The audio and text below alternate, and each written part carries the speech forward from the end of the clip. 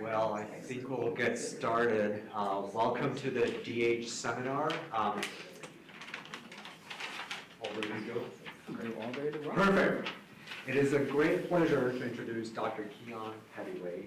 Keon received his PhD in Communication, Rhetoric and Digital Media from North Carolina State University in 2016. His research explores social protest movements, the visual rhetoric of photography, Black cultural expression, health and ecological risk, and designing public spaces for civic engagement. And his publications appeared in, for instance, Journal of Communication and Journal of the New Media Caucus. He's the co-principal investigator of the Virtual Martin Luther King Jr. Project, which has received funding from, among other sources, the NEH Digital Project for the Public program. And this is the project, among other things, that we'll hear about in today's talk. So please join me in welcoming Dr. Keon Pettiway.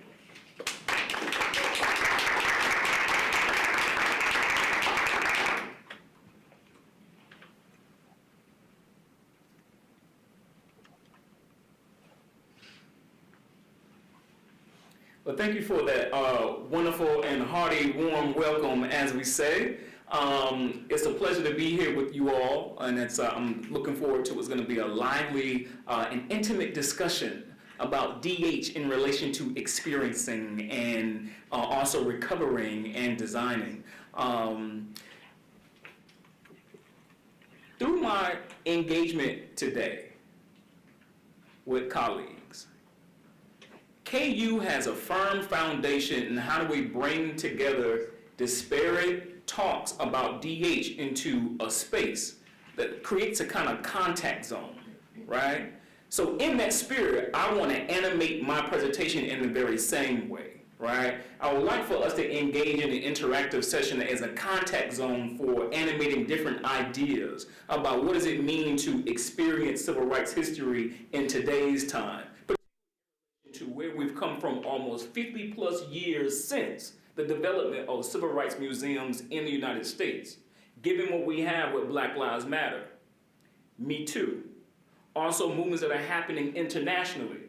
Where do we arrive about remembering and recovering through commemoration today, given that we're seeing the kind of same shape that gave birth to civil rights history museums, albeit in a different fashion, particularly as it relates to digital recovery, right? And where does DH figure into this conversation in the very same way that 50 years plus, Black studies started to engage in these conversations about remembering and recovering and creating spaces, right, for reconciliation. So in doing so, before I begin with my presentation, I would kind of like to open it up to you all, and I kind of give a lay of the land of where my presentation is going to go. So I figure I'll do a presentation for about an hour, but I want us to actually engage in a discussion and actually experience the vMLK project as it exists online. So I want to open this kind of conversation up, right? Everyone is here for some particular reason, right? Why are we here today? To listen to a seminar lecture about DH and experiencing King, right? Why are we here?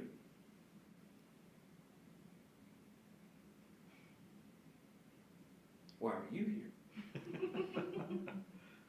What kinds of questions do you have?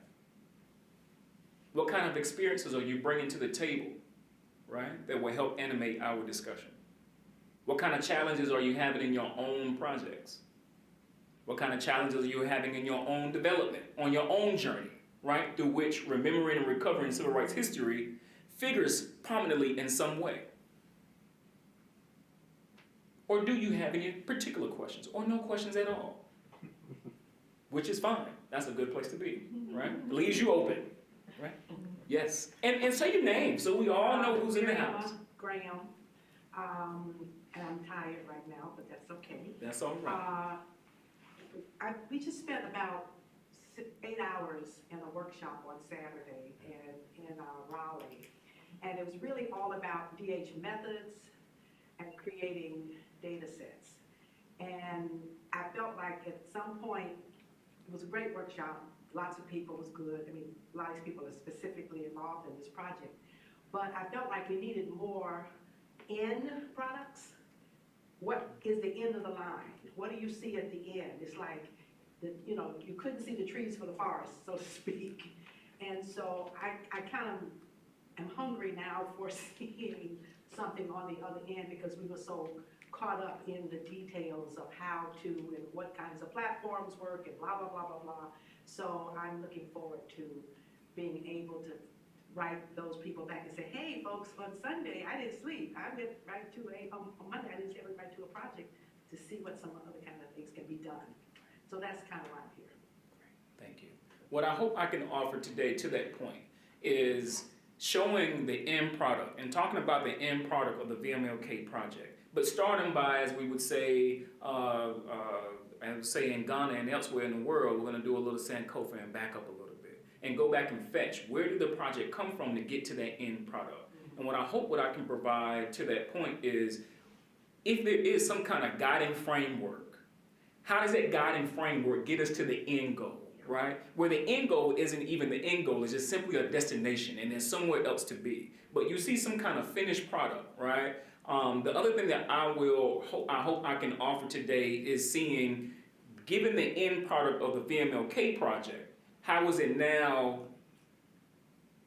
sort of foregrounding what I'm doing next with the global Martin Luther King project, which is an immersive digital project. So you'll kind of see how you go from a framework to an end product that has been funded, right, by a number of sources, including the recent NEH grant for digital projects for the public. But then now, how do we take these models, and it's an uptake for continuing other kind of work in DH, right? And I don't have all the answers, but I do know that the vMLK project gives us a kind of sense of what can be done, right? It at least begs us to ask questions about DH and civil rights history. That's great. Anyone else? Why are we here? Yes. My name is Sarah Bishop. Nice. I'm the co-director of the Institute for Digital Research and Humanities with Brian, but I really have very little DH background. I'm more of just an administrator who's helping out. But I'm really interested about in how we can use digital platforms to get information to publics that are maybe not aware that they are interested in that information, or perhaps even resistant to that information. That's a big question that I have in DH projects, and so I'm really curious to see if your presentation will address that and how you might be solving those kinds of problems. That's a very interesting point, because it has been a question that we have tried to address in the Virtual MLK Project, but also in my engagement with other colleagues. So I'm also a member of have been a member of a number of other DH projects, including Victoria's Lost Pavilion out of NC State, which is a Victorian digital humanities project, and a number of other digital initiatives, not so much digital humanities, but we're addressing these kinds of questions, right? What happens when we're preaching to the choir? And what happens when our work may not necessarily be making the same kind of civic transformation or social transformation that we hope it to be, right? And if that's the case, then we can at least be honest that we're not reaching the people for whom this may challenge, right? In certain kinds of ways. So for the Virtual MLK Project, and I'll try to address it, and if I don't, please ask questions, right? And during my presentations, feel free to ask me any questions. Give me some feedback, right? Give me some call and response, if you will, so I can back up or I can move forward, right? But what we have discussed is when we're dealing with that finicky subject of race and racism and the erasure of race and racism in the United States, the question is how you get people in a room to be in contact, to collectively experience something with one another in such a way that it doesn't presume that we all have the same ideas. One cornerstone through which the vMLK project has tried to address that is by understanding what kind of models already precipitated that kind of interaction. How many of you have ever been to museums? Okay. The people in that space, have they been people who agree with you and have the same kinds of ideas or not? We don't know. Right? We don't know.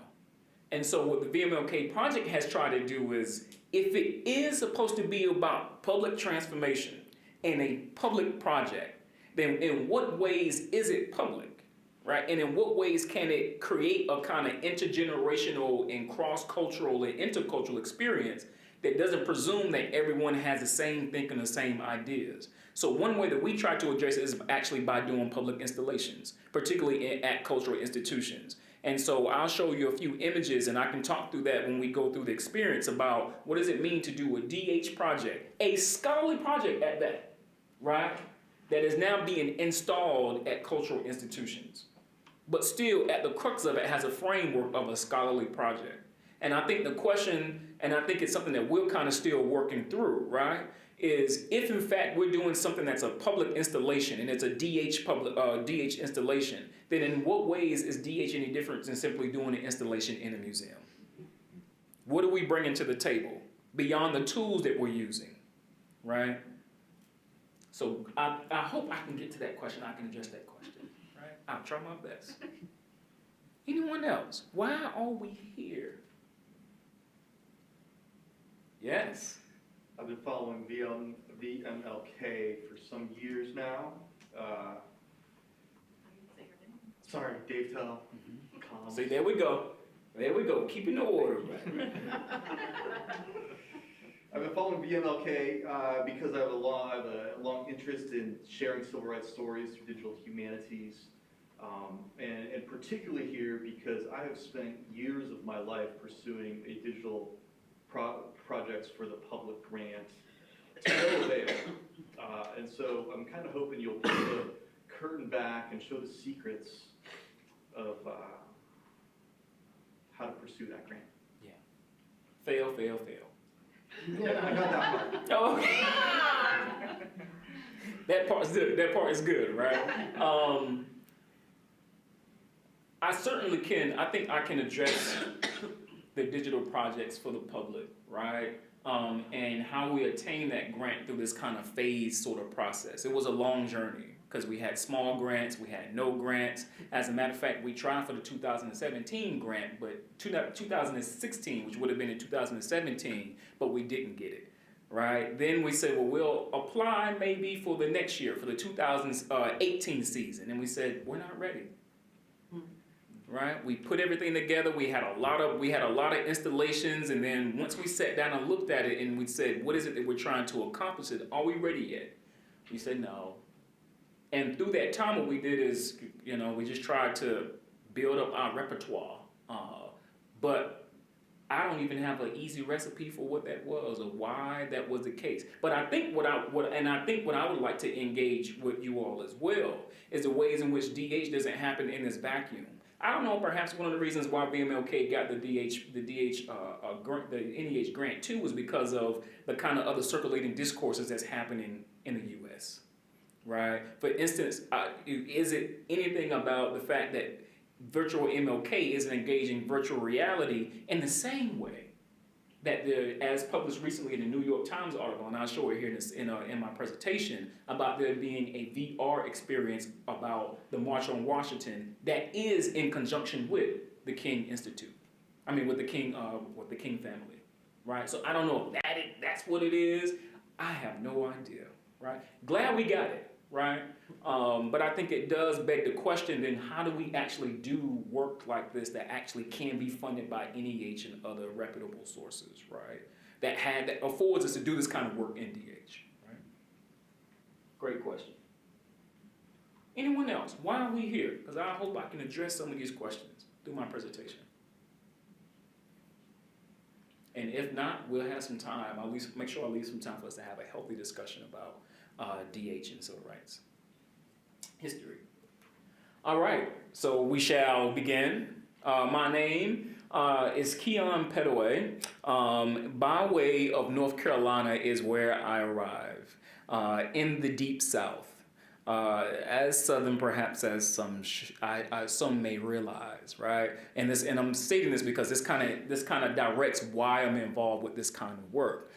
So my work kind of reaches back to those kind of lost histories, those lost stories that we know exist but we don't necessarily know how to recover, or they're continually lost or stolen, right? Through gentrification, through the erasure of archives, so forth and so on. So in the South where I'm from, it's very common to drive by particular spaces such as a tobacco barn that's sitting way back up in the woods, that's hidden by a lot of greenery, right? Or to see an old home that is debilitated and come to find out there was a significant site, but no one actually captured it, right? This is what happened in Detroit, right? Where there were numerous sites where people are now claiming, right, such as the Rosa Parks home that was debilitated. I think it was in London. Someone from London came and got the home, and then I don't know if they're trying to bring it back to Detroit. But these are the kinds of stories that I've grown up with in the Deep South, right? That we knew these things existed, but they were erased. I also come from a background of being in the South, whereby the stories that we hear about African American and Black life that somehow seem so distant in the past is actually very current, right? And it moves through these kind of bodies, be they generationally or so forth and so on. So if I were to tell you that I grew up in a space where I used an outhouse, you probably wouldn't believe me. Or that we didn't have running water, we used a pump on the back of the porch to get water. Right, but that's the kind of environment that I grew up in. This is not distant. This is real, my experience, right? Of not particularly having an in-home toilet, but you have a bucket. You know the pickle buckets? That's what you use the bathroom in. And you take the bucket and you go dump it out in the woods. Rinse it out and go put it back in the home. But we didn't consider ourselves as poor.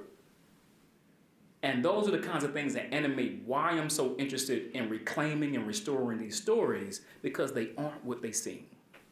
All right? So I'll move on here. So the layout is I'll go through a sort of introduction of 50 years later, the proliferation of civil rights history and public memory. Then talk about some kind of debates in DH regarding civil rights history, also these kind of different issues about the West and the rest, particularly knowledge systems of power, right, and digital practices. And then the inquiry, right? What's the potential and challenge of DH for civil rights history? And then I'll do a brief analysis of two projects, the Virtual MLK Project and the Global MLK Project. The first one is one that is in its full fruition, and it's we're doing a number of things, including planning a 2020 commemoration of King's 1960 speech in Durham, whereby the Global MLK Project is just getting off the ground as of 2017. And then talk about the implications of digital humanities as critical race design, right? So this is kind of in conjoining critical race theory and design studies, public design culture, both the professional practice, right? But also the ways in which the design world is also part of a racialized system. And then I'll conclude, we'll have some more question and answer, and then we'll engage in a little experience in MLK, particularly the online public installation, so we can engage in a few more questions. All right, sound all right? Mm-hmm. Okay, there we go. All right, so there are a number of scholars who are addressing the question of commemoration, humanistic study, and digital practices as it relates to civil rights history and public memory. So in particular, scholars have started to address the need to consider the ways in which the proliferation of civil rights history was also born out of a struggle to actually claim that space, right?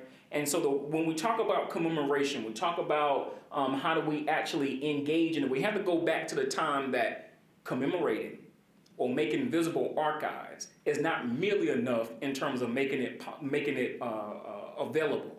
There's a sort of impetus about reclaiming lost peoplehood. That was the impetus of the civil rights museums, not merely to show artifacts, but to reclaim peoplehood and alternative, this is the key, right? alternative constructions of humanity, not merely an archive, because as we know, archives are political as well, right? So in doing so, there have been a number of scholars, such as a few studies in the journal Fire, that have started to put together a sort of weblog of all the different African American museums and commemorative sites, so that people actually have access to all of this information, given this proliferation. So there are a few pieces that we might consider, at least in rhetoric and communication, also in Black studies. So the piece by Victoria Gallagher, Remembering Together, Rhetorical Integration in the Case of the Martin Luther King Jr. Memorial. The piece about place in politics, material transformation and community identity at National Rights Museum. Also the piece by Carol Blair about recovering civil rights tactics, right? Particularly the rhetorical performance of the Civil Rights Memorial. And then recently in the Journal of Communication, my colleague, Dr. Melissa Johnson, and I have written about visual expressions of Black identity online, particularly online with Black museums, African museums. So what we're kind of tracing is, we know that this exists in terms of the material spaces, but now what are museums doing online to kind of claim that kind of Black cultural expression, right? How is this kind of shifting today? So just to give a little meat to this dialogue, we only have to look at just a few museums that cropped up in the 90s, but also that are continuing to proliferate today. The first image is, anyone know where that image comes from? Yeah? Memphis. Yep. National Civil Rights Museum in Memphis, right? That was created in the 90s. Anyone know what the second one is? Second one down or across? I'm sorry, I went down. Went down? Okay, I can read down. We can go vertical. Yeah. Smithsonian. Oh yeah, of course. Anyone been to the Smithsonian? Okay. Amazing museum. Going down to the bottom, the second one. Anyone know what that one is? Is that in Memphis? It is. The site is Memphis. Claiborne? Mm-mm.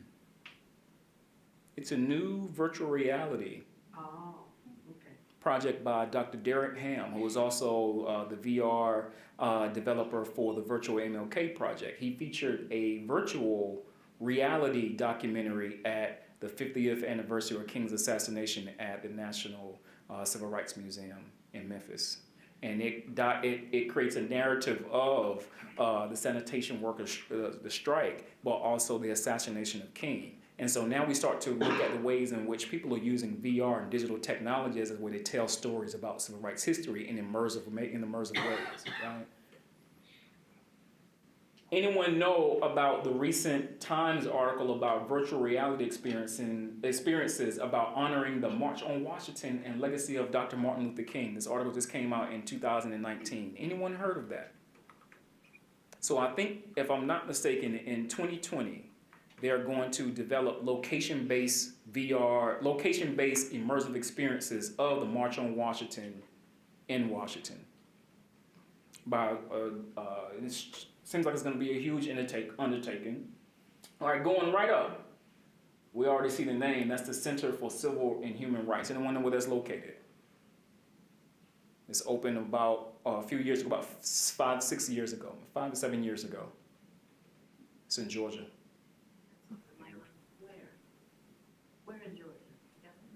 Mm-hmm. Just where? Oh, yeah, Atlanta. Yeah, sorry. Okay. Mm-hmm. Yeah, I'm sorry. Yep. And it's an amazing museum as well. Amazing. Anyone know what the second one in the middle is? It's a new one. This is a new one. It just opened up last year. Oh, I know where, Jackson. Mississippi. Yep. Mississippi just had, I think it's 3 museums that they open up kind of all together, right? And this is the Mississippi Civil Rights Museum that opened up last year. So not only are we seeing this precipitation back in the 20th century following the Civil Rights Movement, but we see them now that it's happening again, right? So what does this mean? These are the questions that I want to entertain for today. What are the possibilities and challenges of building DH projects focused on commemorating civil rights history?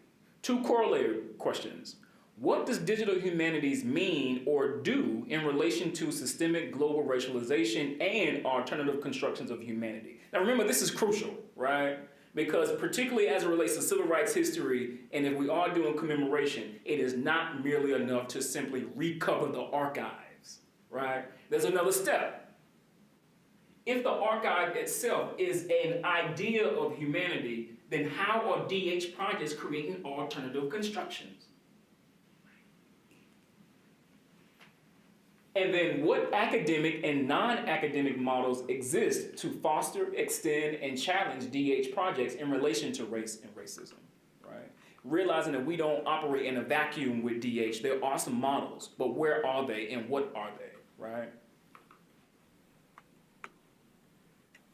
So there are a few conversations that are figuring what I would call the West and the rest, right?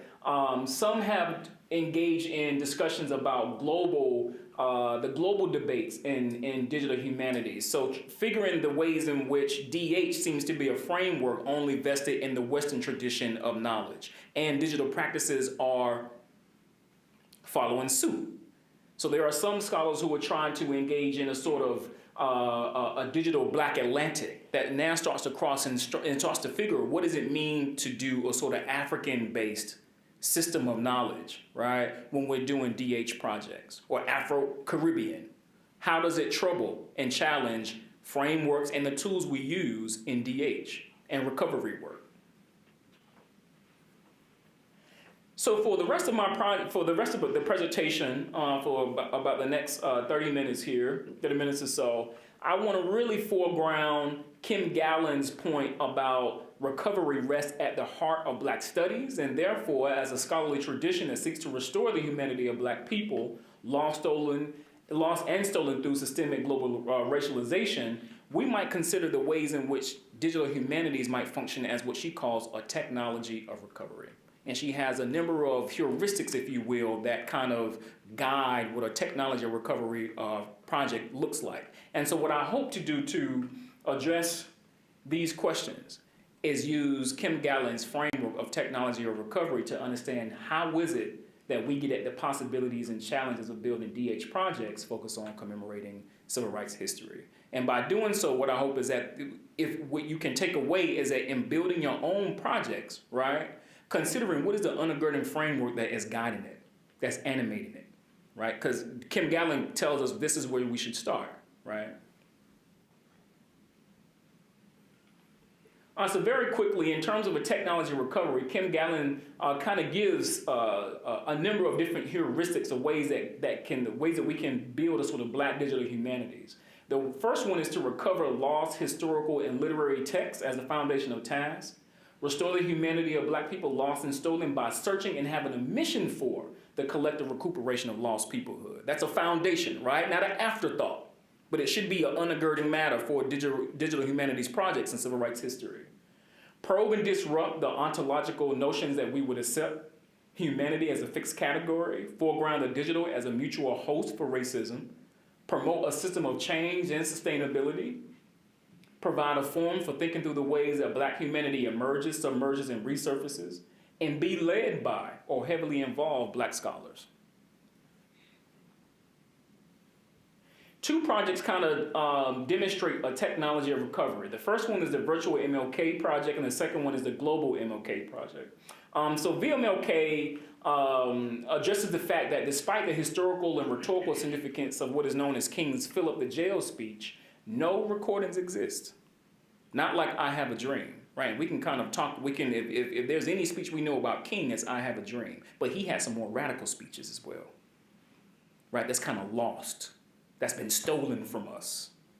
And so what we try to do with the vMLK project, led by Dr. Victoria Gallagher as the principal investigator, is utilize advanced digital and audio technology to provide scholars, students, and citizens an opportunity to explore the speech. In addition to museum exhibitions, We also have a website that features different sound perspectives and recreated speech and historical documents, and we'll go over that site today.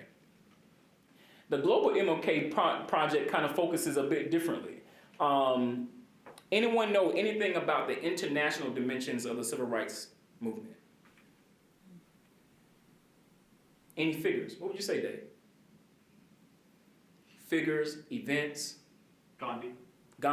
Okay. What does Gandhi have to do with the civil rights movement in a more international framework? James Lawson went to India, studied with Gandhi, came back, mentored King. Yep.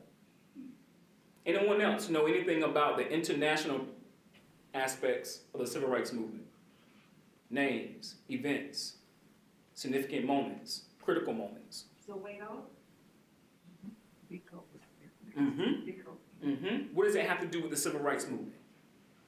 Because of the kind of rising internal and youth activism. Yeah. Because of assassinations and deaths, but the youth movement, the involvement of young people. Yes. That sort of, I think, paralleled what was happening so when we say from South Africa to, South Carolina, you get that sense of young people engaged and involved. Around this, maybe 10 years later, maybe, or something. I can't remember the dates. But there's some cross currents there. Anyone else? Yeah, Nelson Mandela's being enslaved at Robben Island. So the whole idea of the symbolism of King and the Birmingham jail, that kind of thing, among other types of incarceration. That's right. Anything else? What do we know? Well, there were the Black Panthers that were in Algeria. And Oh, also yeah. France Fanon fought with the Algerian revolutionaries. What else do we know? Yes.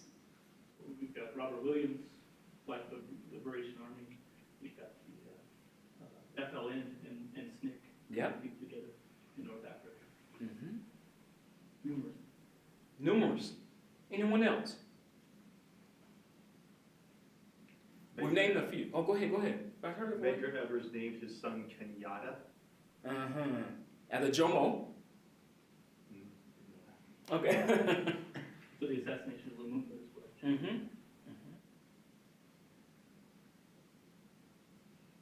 What else?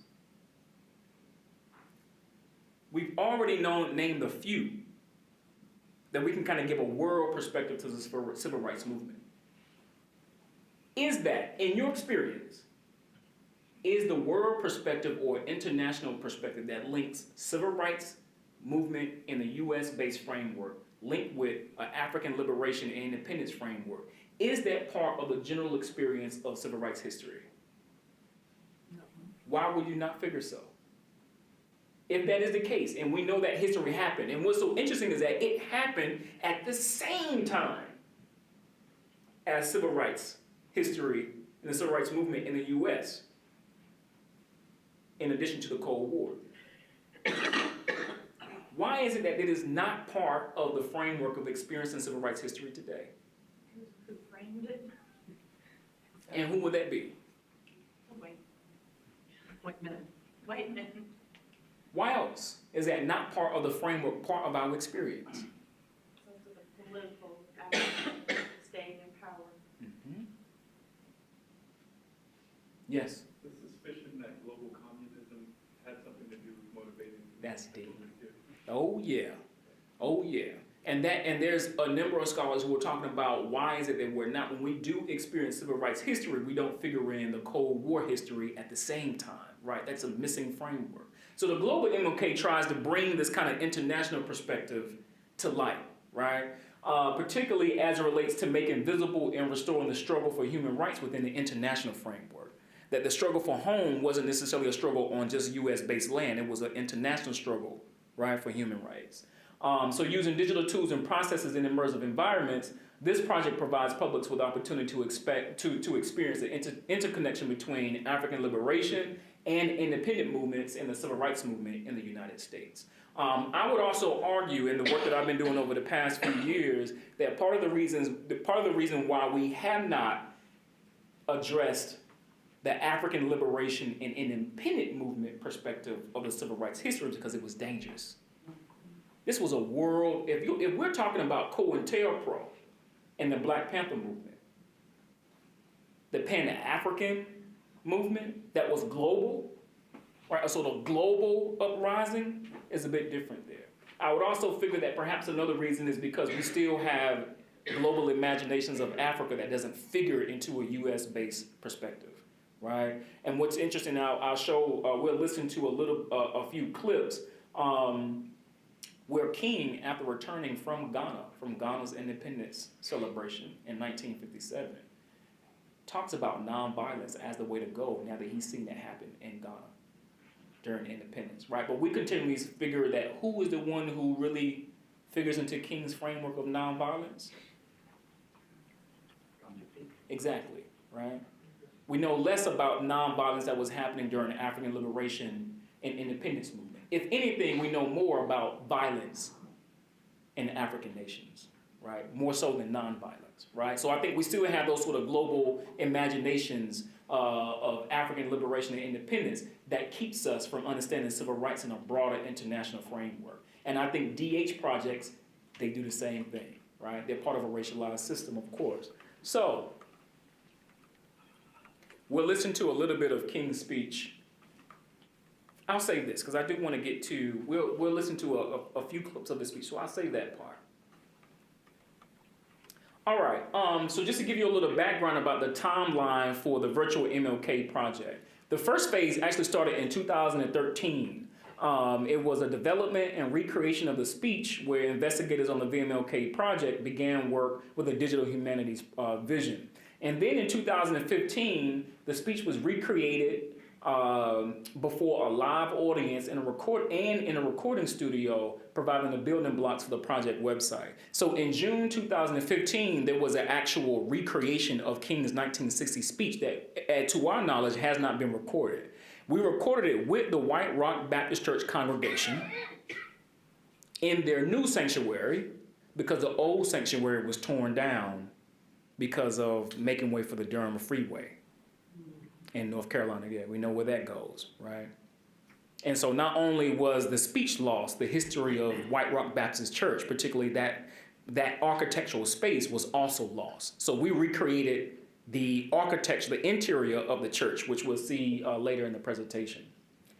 Phase 3 included a fully immersive digital experience of the speech, particularly a digitally rendered model of the church sanctuary in which the speech was given. And then in 2017, we moved toward developing actual public exhibitions at the Smithsonian, and we're continuing in 2019. As a matter of fact, in February, we just did an exhibition at Rochester Institute Technology, their new Magic Center that opened up in October. And I believe, if I'm not mistaken, they said our project was the first sort of full-fledged exhibition in their new space, right? But that exhibition has not been seen by anyone except RIT because it was a site-specific installation, right? Which I hope I get to about how do you sustain such a project like this. 2 conceptual frameworks guide and animate the vMLK project. The first one is a technology of recovery by Kim Gallen that talks about recovery work rests at the heart of Black Digital Humanities, but also public address as experience. Now, in terms of civil rights speeches, you can read King's speech on Stanford's archive, the 1960 Philip the Jail speech. However, what we know about studying rhetoric and communication is that public address is an experience. It's not merely enough to read the speech. The materiality is quite different when you think about someone who hears King's voice, centering sound as a significant moment of transformation, being up in the balcony listening to King versus being in the congregation or being next to King. That is not merely that the words were spoken, but the experience is also what transformed people. And so what we try to do is provide a very similar experience of sound and visual images as if you were in the sanctuary during the day of King's speech. To that end, the vMLK project includes a kit of what we call 6 user experiences. There's a collective sound experience where people are all in a collective room together where they can actually listen to the speech and hear the different sound perspectives.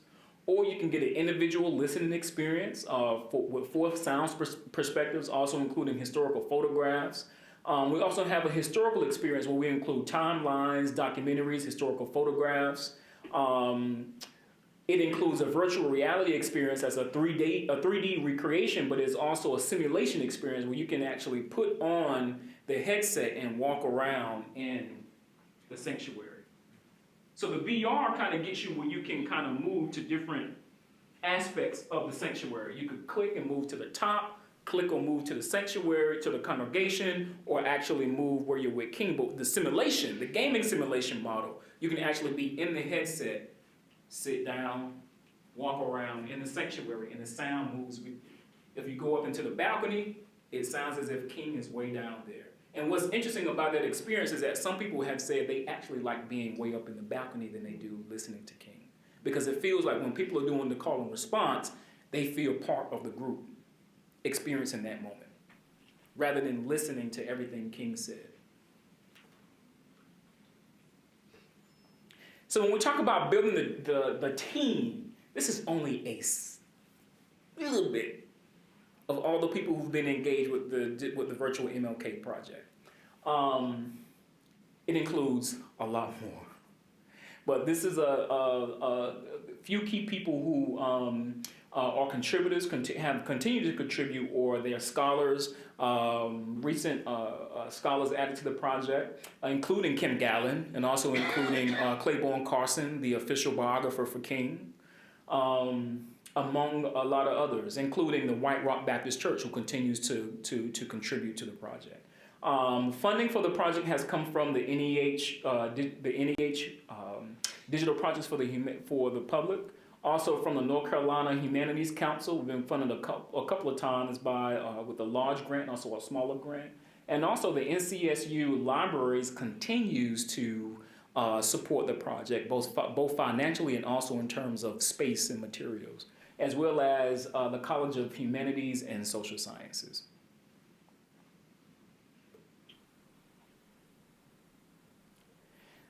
So, the first part of Kim Gallen's framework talks about searching and having a mission for the collective recuperation of the history and everyday experience of African American Black life.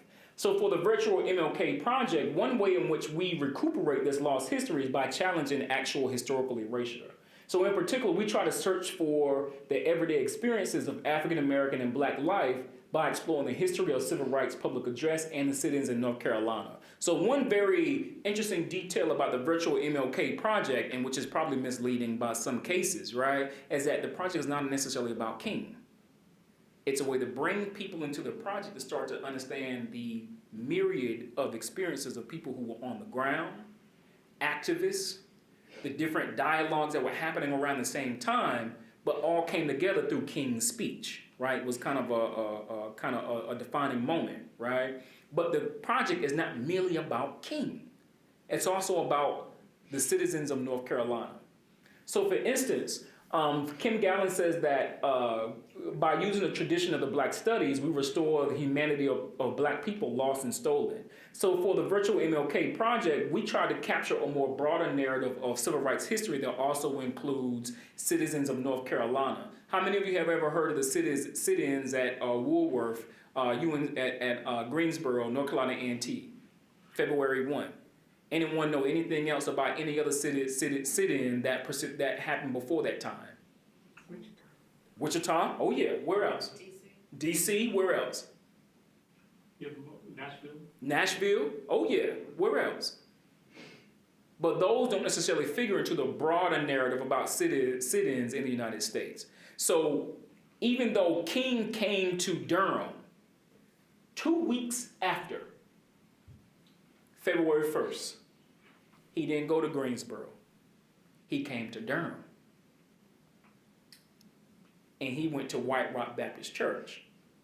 Because there were people who staged a sit-in 1957 at the Royal Ice Cream Parlor in Durham, North Carolina, that was led by a minister who was also King's colleague. And he invited King to come speak. But we don't know much about that history of those people who staged a sit-in, the fact that they went to court and lost the court case and had to pay, right? We don't know much about that history in the wider struggle within the broader narrative of the civil rights history. So even though we may go to museums and even though we may engage in other kinds of learning and educational learning about civil rights history, there's a number of stories that have been lost or stolen, right? Particularly for the Royal Ice Cream Parlor sit-in, it was not necessarily as widely recorded as, say, the March on Washington. Now, imagine how many other stories were not recorded by dominant systems of information. Many. And so what we try to do is actually recapture one of those stories, right, by figuring the history of sit-ins in Durham, North Carolina. What this project does do is trouble the core of humanities. So when we're trying to recover alternate constructions of humanities that have been excluded, we're focusing not merely on making the stories and archives available, we're actually raising questions about who was excluded and why they were excluded out of this narrative. So as I said, we already know that there's February 1, but there's particular reasons why 1957 sit-ins in Durham was not recorded.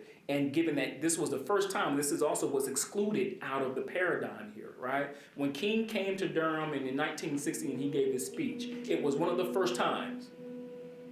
One of the first times. It's not the only time, because there's other newspaper articles that talk about King moving toward a sort of nonviolent framework, right? But what do we know about King and his approach to the movement? It was about nonviolence, right?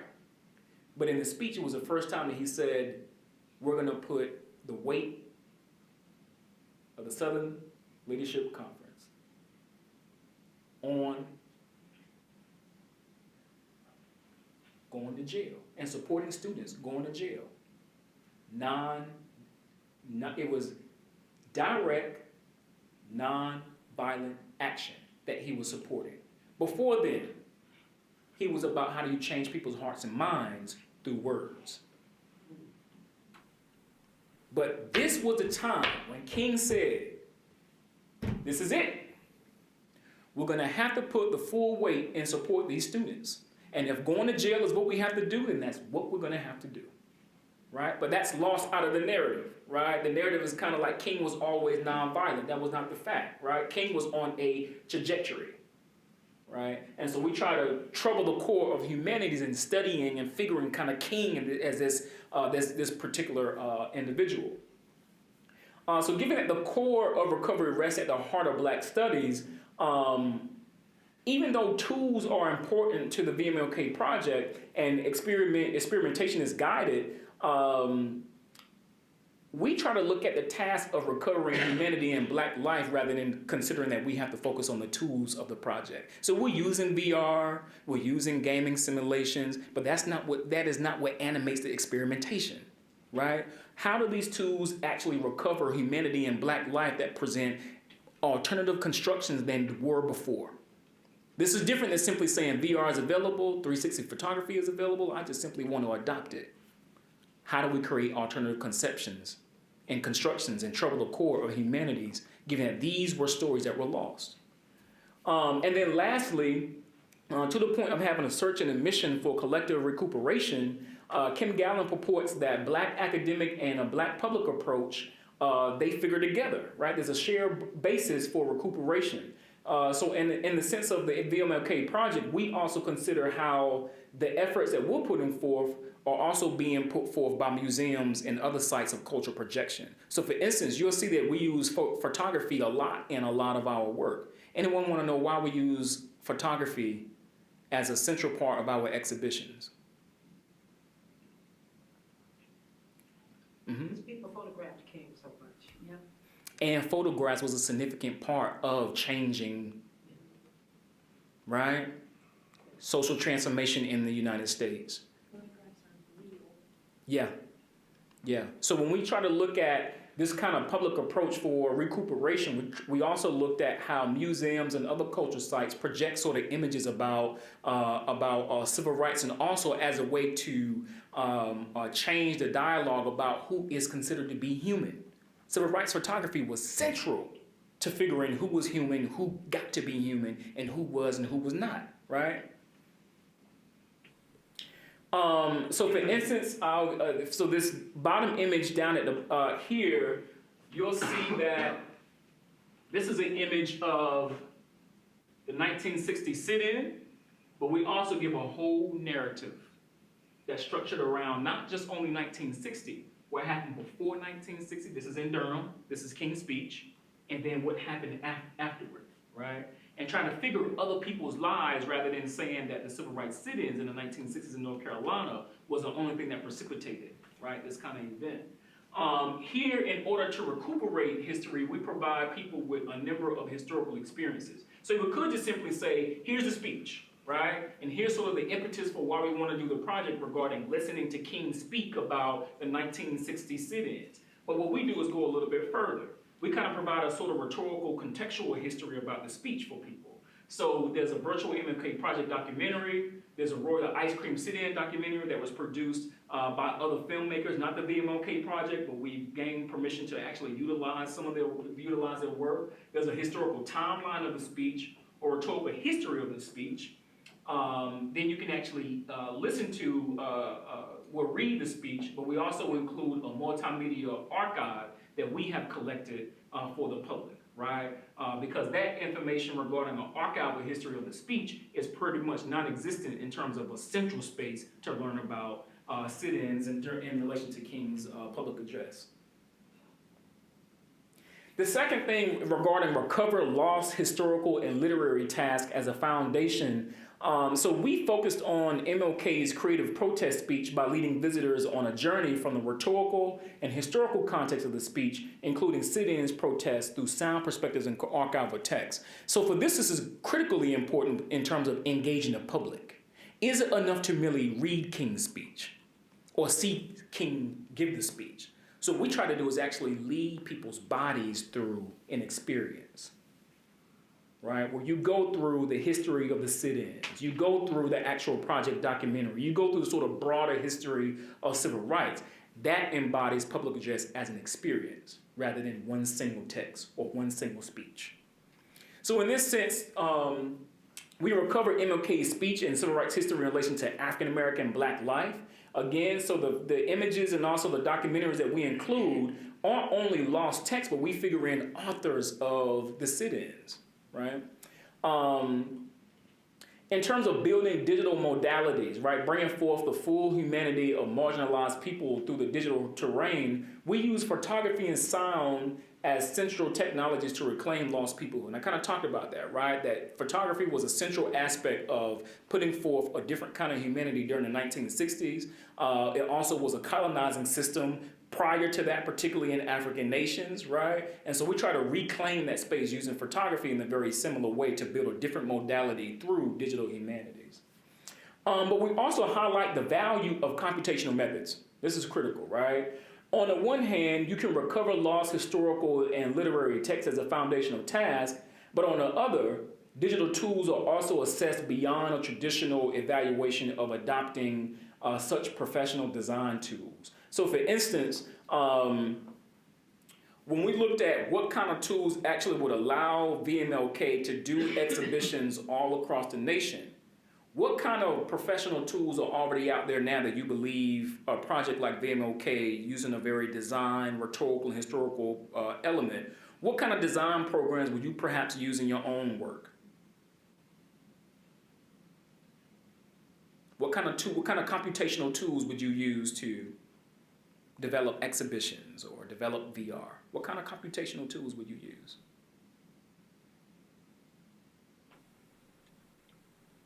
Well, the usual sort of presentation kind of materials. So if we're doing data gathering, we might use Voyant or Omeka. If we're doing more presentation, then we do Scalar, something like that. So it depends on what we need at any given time. The visualization stuff is probably done in Scalar. Exactly. Yeah. For our project, one of the most important aspects of evaluating the computational tool was, does it actually engage, given the fact that we're looking at civil rights history, figuring lost peoplehood, one central aspect is the right to participate.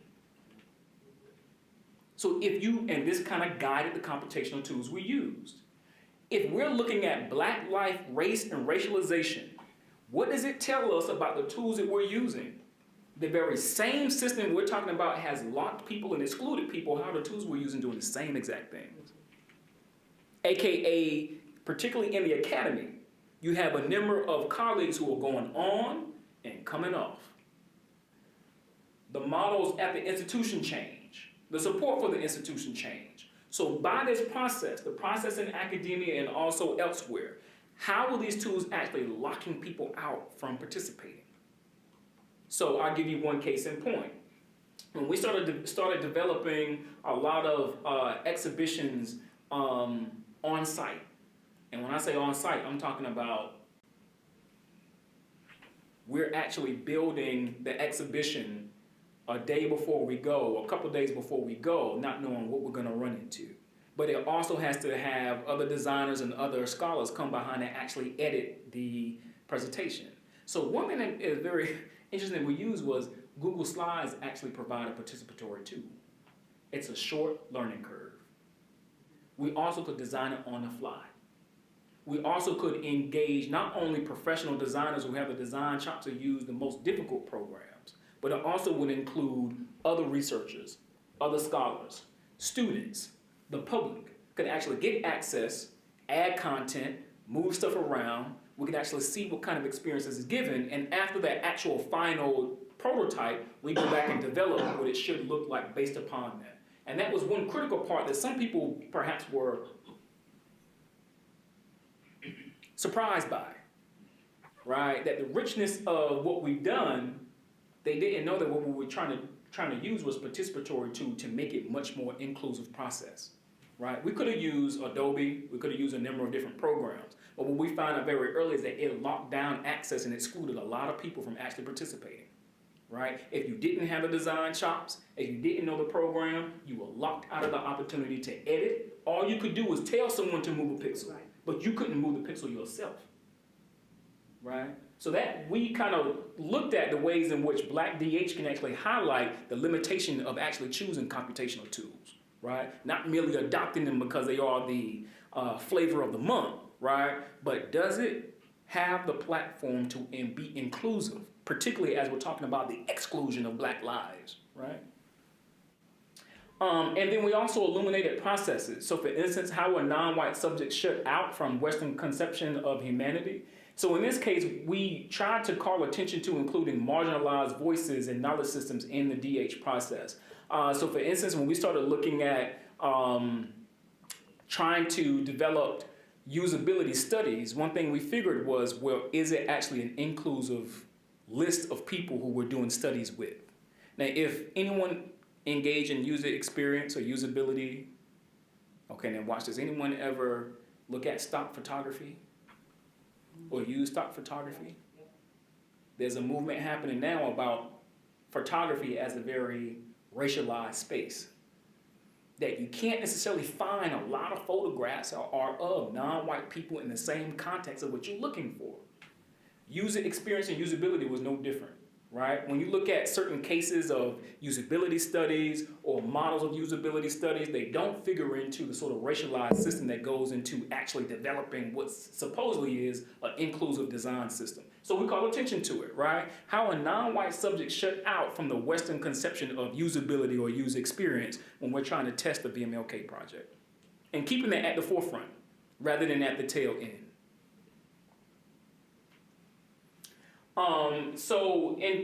As we tried to recover lost historical and literary texts, this is an image of the actual recreation of the speech in the White Rock Baptist Church. So the audio that you'll hear later is actually being performed by Marvin Blanks, and it was actually with the White Rock Baptist congregation. Here we made the information available, and this is in terms of recreating the speech. We made it available to the public, not only from one perspective, but from several perspectives.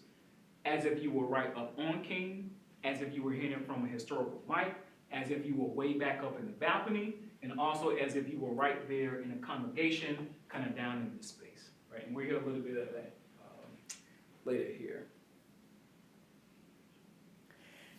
And then third, according to Kim Gallen, we want to probe and disrupt the ontological notions that would have us accept humanity as a fixed category. So for vMLK, when we're using sound, photographs, and historical documents to recognize and counter erasure, we're doing what Kim Gallen calls pose a fundamental problem, right? What about those marginalized in the study of the humanities practice of DH in the first place? So in this case, we try to confront the racial legacies of studying humanities and DH. So I'll give you one case in point, right? When we're using digital tools and we were trying to understand how do you actually give people an experience of King's speech,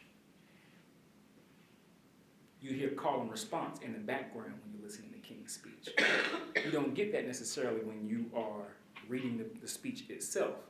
And so what we find out is that when you're actually engaging in a kind of DH project that reclaims civil rights, it also begs the question, how are we making sure that the rhetorical traditions are also being recorded? Rather than, because this could have been the point, right? Shut out the noise of the people in the background so we can only hear King's speech. That does not attend to the rhetorical and cultural tradition of Black folk, right?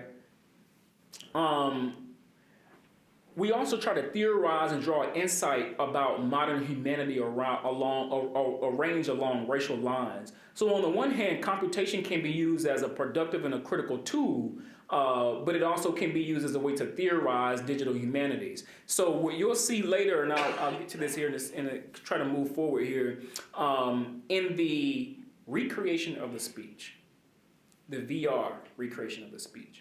Remember how I just talked about how if you are in, it seems like many of you have had this experience, right? When you are going to look for stock photography, you see these sort of racialized systems immediately, right? When you're looking for non-white subjects. What do you think happens when you're trying to use models for VR projects?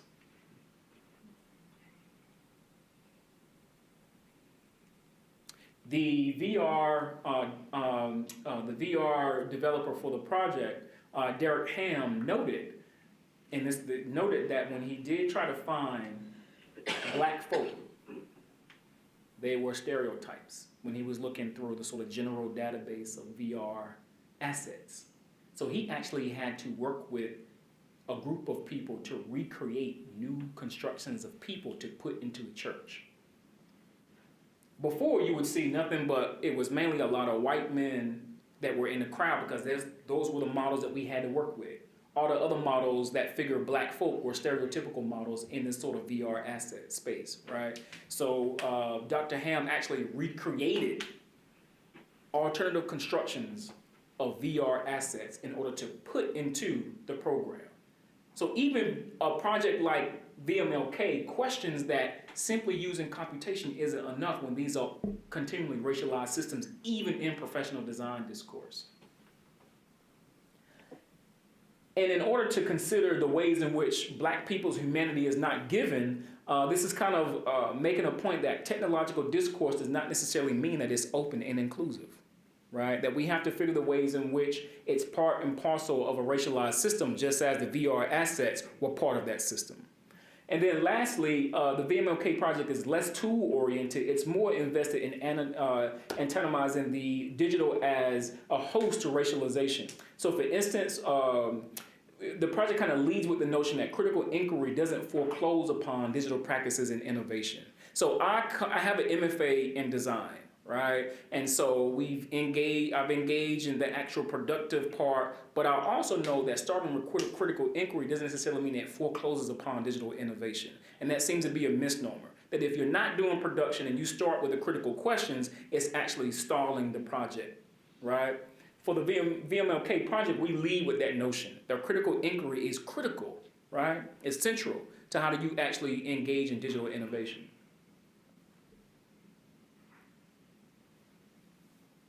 So in order to probe and disrupt these ontological notions, we use photographs as a way to refigure Black humanity. That it wasn't merely that it was King's speech, but was a whole host of people who were engaged with civil rights sit-ins in North Carolina. And we try to make their lives much more visible rather than only merely see King's work.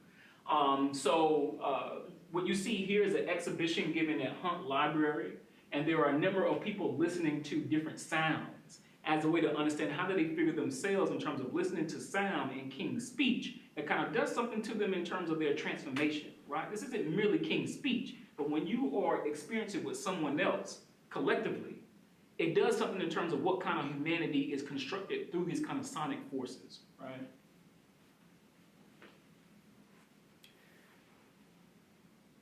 So I'll move forward here because a lot of this I'm going to get to in the actual demonstration. But one other thing that Kim Gallen notes is that vMLK projects also, Black Digital Humanities projects also should be led by or heavily involve Black scholars. So in the case of the vMLK project, co-investigators, humanities scholars, and production team are of African-American descent. Why is that important? When we're talking about civil rights history, why is it important to actually have Black scholars lead or be part of the project? Or does it matter at all? Why so? I think it's a control issue on the one hand. How so? Controlling the narrative. Who gets to control the narrative? If you're at some point in administrative capacity, you have more input into that than not.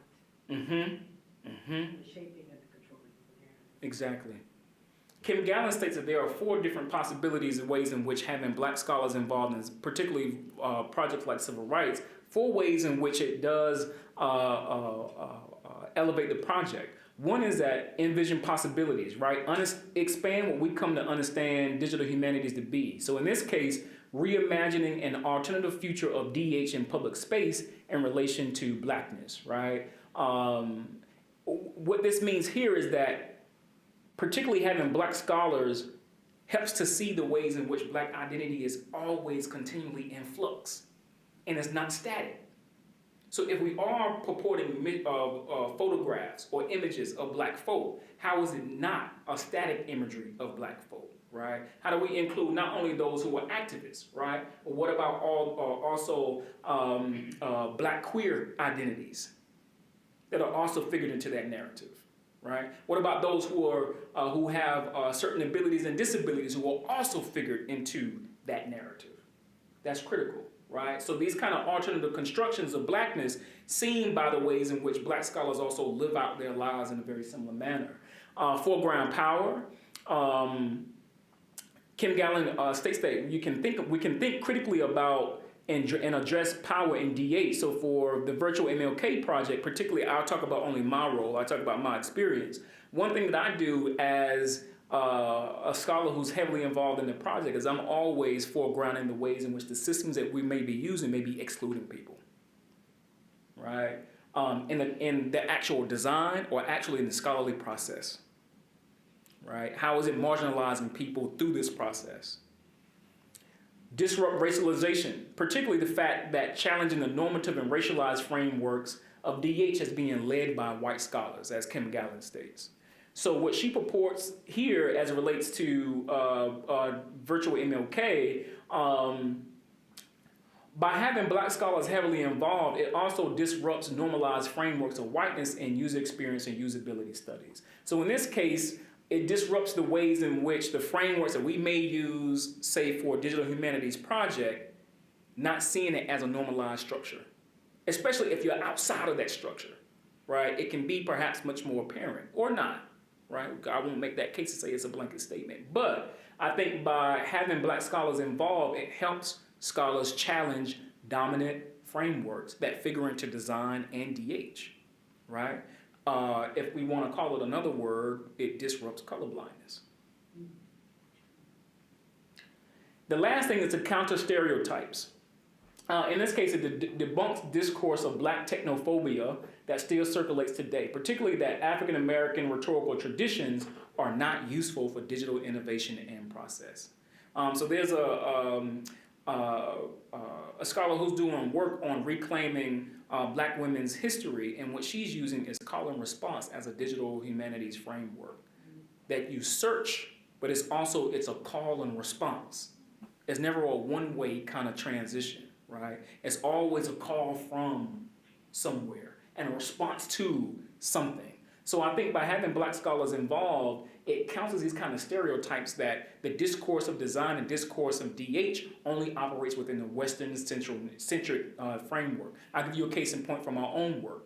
When we're actually developing vMLK exhibitions, I use improvisation, particularly as it relates to Black cultural traditions, as a cornerstone of the work that I do. Sometimes it might drive my colleagues crazy because I'm always trying and mix stuff up, always trying to be improvisational, but at the same time, I think it's critical to figure the ways in which it's not merely that we're trying stuff, it's a rhetorical framework that's animating innovation. Right? And I bring that to the table knowing these are the frameworks in which the tradition in which I come from. So on the vMLK project, it heavily involves scholars here, or the co-investigators. So in addition to Dr. Victoria Gallagher, I'm a co-investigator, as well as Derek Ham, who did the I Am a Man project. All right, so I'm going to fast forward here to the Global MLK project and kind of just give a sense of how a project like vMLK can actually animate other projects as a model. So as I stated, we know that there is a missing link between recovering civil rights, but also recovering civil rights and African liberation. So I'll speak briefly here about how the Global MLK project tries to attend to that. So in 2016, my dissertation, New African in the World, this is where the digital humanities kind of came into full shape. And also after the experience in King at NC State, this was an event at Hunt Library, it was clear that there were a lot of intersections between, of course, a world perspective on the civil rights history, but the actual experiences of that in a public space was actually extant, right? So in 2017, I had a faculty grant to do archival study of MLK speeches.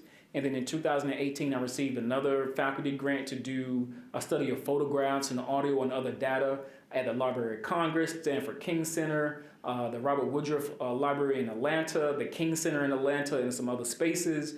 And these findings were presented at the University of Michigan's Global Scholars Program.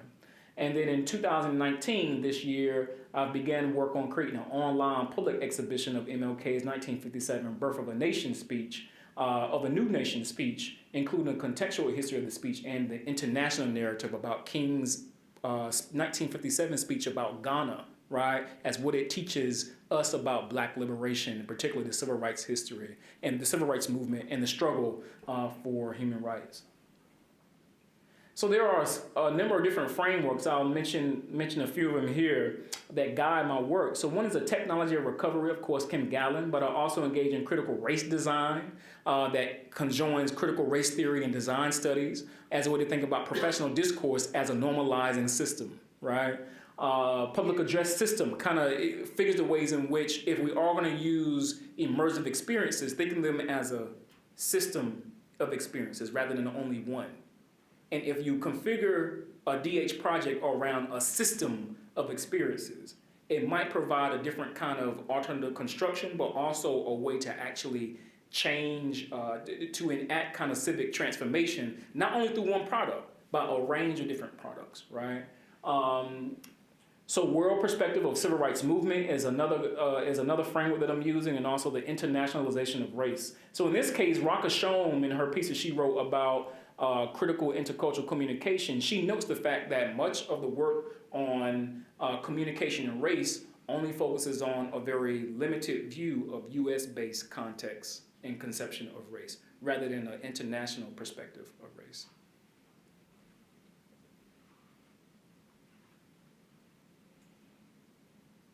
All right, so the slide that I want to talk about here about the Global MLK Project, about its search and its mission, is in terms of the tradition of Black studies, what I'm focusing on is the international history of struggles of racism in relation to African liberation. And so what I want to figure in the fact is that those civil rights history happen here in the US, it's very limited to think about only at the ideologies, and also, most importantly, the strategies were only limited to a US-based framework. It was a global framework, right? Also, it troubles the core of humanity by not merely making stories and archives publicly available, but also questioning and raising these questions about why is it that the international perspective has been excluded from the dominant framework of experiencing civil rights history and public culture, right? And then, given that recovery rests at the heart, though the tools are important, I'm more so interested in the task of recovering humanity and Black life. So I'll give you one case and example. We already know that DH tools exist to actually mapping for historical timelines. But what I look at is the ways in which mapping historical timelines actually excludes other ways of thinking about time as a cultural value, or what we might call the cultural orientation of time, right? When we look at timelines, they're more monochronic. Whose cultural system is that based upon? Many folk, but it should not be used as a cornerstone of thinking about mapping.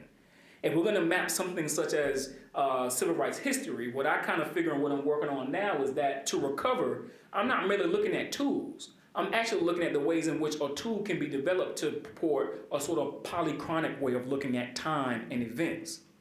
Right? This is a much more African-centered orientation to thinking about time. And then lastly, as a shared basis, my work is not only limited to museums and cultural sites, but it's also related to continued work over in a number of cultural institutions in a number of African nations that are also trying to reclaim this international history. So my work is not only figured in one framework of looking at a DH project. I'm actually looking at a broader system of what's happening across the borders, of why people are trying to bring these histories to light, and what my project actually does in relation to them. So I think this is critical here to think about a shared basis of a DH project that's not relegated only into a scholarly project. How is it shared with non-academics in terms of a search for history and a reclamation of lost peoplehood? So I'll stop there because to give you some questions, but I will show you a little bit about the vMLK site.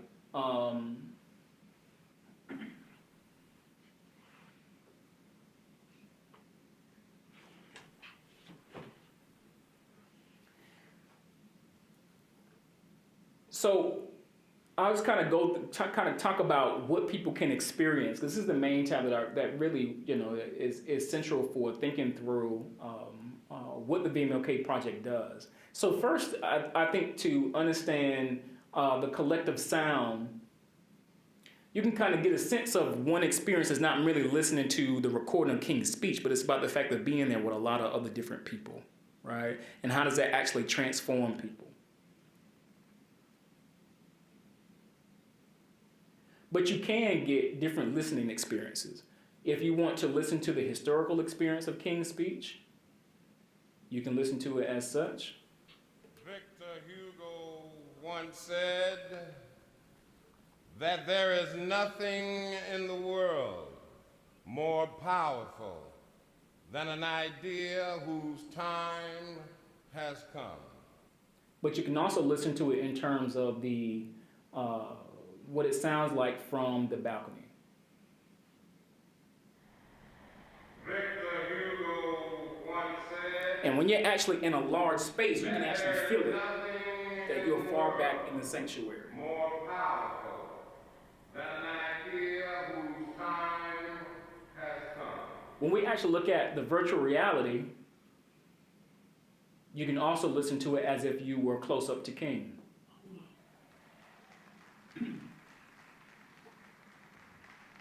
Let us not fear going to jail. Now, mind you that the actual interior of the sanctuary comes from historical archives and Sanborn maps because it was torn down. And King's speech was never recorded. We are willing and prepared to fill up the jails of the South. But what does it sound like when you're actually from the balcony?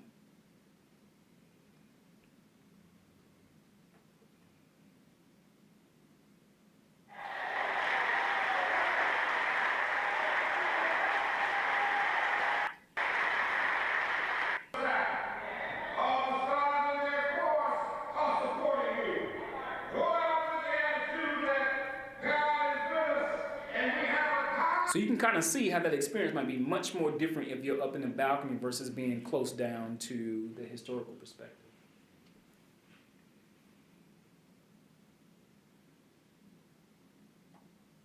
So I'll conclude with a final point.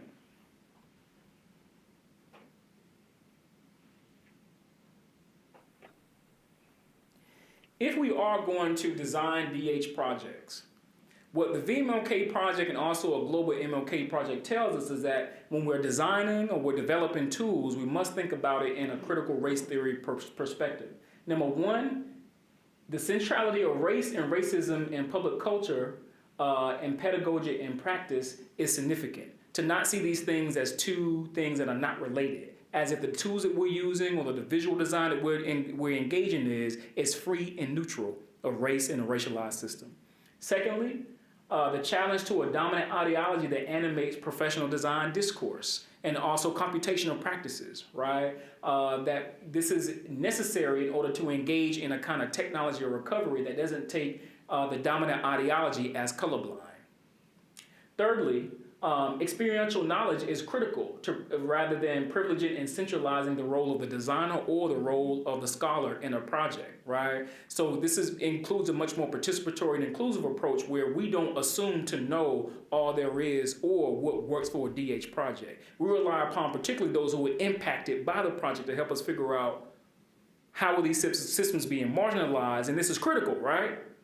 Not merely through our professional discourse, but the experiences of other folk who are impacted by the studies that we're actually engaging in, right? If we are going to study the humanity or civil rights movement, how do you get experiential knowledge rather than professional knowledge or scholarly knowledge about what we're doing?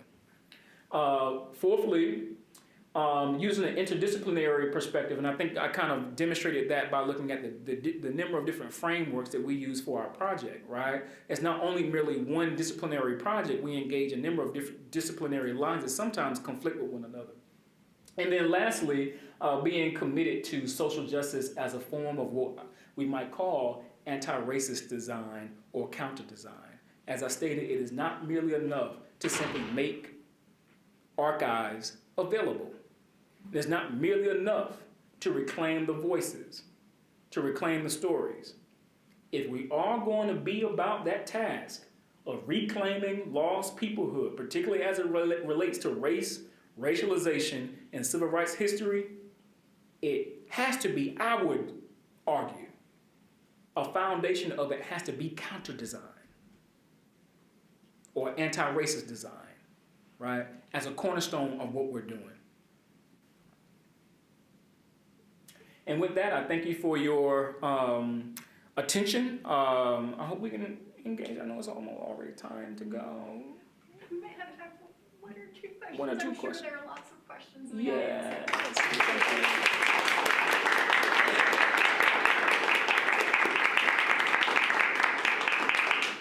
We have about 5 minutes, so I want if someone wants to, I don't know who wants to ask the question. Yeah, there's a question, but I can't ask my question now.